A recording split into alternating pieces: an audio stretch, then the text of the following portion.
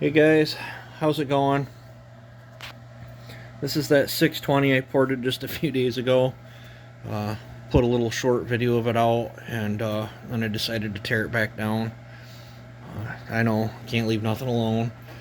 Um, it wasn't horrible, but I think I can do better. I think I gave it too much intake timing. I wasn't spitting back, but um, this is the first one I ever did like a lung design in on the intake, and I don't think it liked it that well because it seems like my other ported 620s that I didn't do that on have better throttle response. But before I abandoned the lung idea, um, I epoxied my floor up, and I'm going to, because it's at 85, so it's 170 total opening. I'm gonna cut it back to 80, so it'll be 160, because that's where my other three ported 620s are, and they have much crispier throttle response. I mean, this wasn't horrible, but I was playing around doing some test cuts and goofing off with different ones, and I just felt like my other ones had better throttle response. And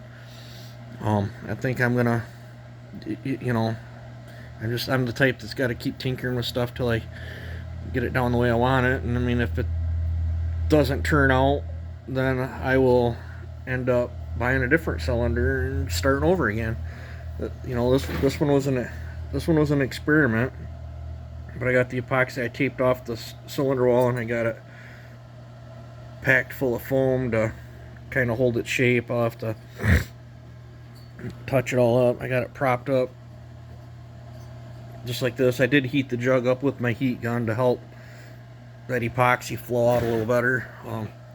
I might have to grind it out tomorrow and then reapply if there's any pinholes or so on. But I had a really good wash pattern going on, and then I don't know if I showed that before or not, but you can see where I cut the case out. And then I figured I'd address a few other things too, because I got asked on this one. This is the first 620 that I've ever done this style muffler mod on. And I got asked how I did that.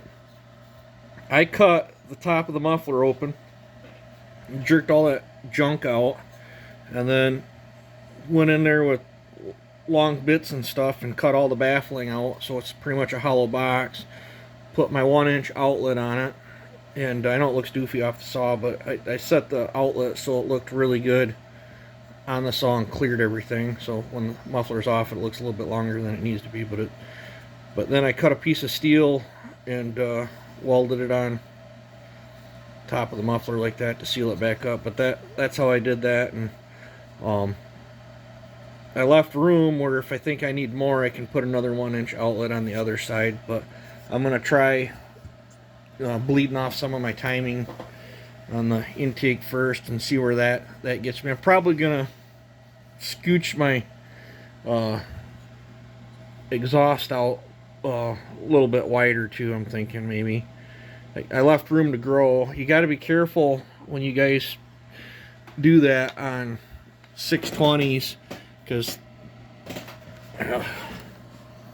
that pin locator right there on the bottom ring, if you go too wide, this piston ring will drop into your port, hang up, and blow your saw up. I've seen it done a few times where people got a little bit over carried away. If you're gonna go super wide on your exhaust port, I recommend picking up a 590 piston.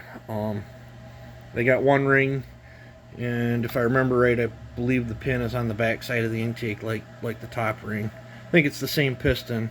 They just didn't put that second ring in there. So bonus to that, be less drag, but a single ring wears out faster.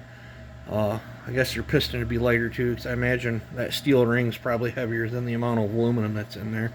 So there's pluses and minuses. I think they put a single ring piston in a 590 to cut down on cost. But I just thought I'd show you what I'm up to tonight. I'll show that port when I get it cleaned back up, and I might even, because it's got them upper lungs that create more volume in there, I might even set the timing at 77 or so on this, and because I can always keep lowering it back down until I'm happy. But that's just me, guys. I can't leave nothing alone. I tinker, I dabble, I keep playing with. I mean, I'm constantly trying to get better, so the only way to do that is to experiment, and I really only like experimenting on my stuff because I don't like experimenting on other people's stuff. It's just, you know, I'll tear my stuff apart 300 times if I have to, and smoke cylinders and do whatever if it's mine. But it looks like there was quite a bit of attention on my little hot rodded 2511T. That's got different port work than the one I did with the Panther kit. That one with the Panther kit's a nasty little saw. That thing runs like a scalded dog. But I did a few different things. I won't say what I did for right now until after I can get that saw dynoed, and if it puts up good numbers, I'll probably let you guys know in case you guys want to duplicate it. But there's quite a bit more work involved that I did to that than that other build.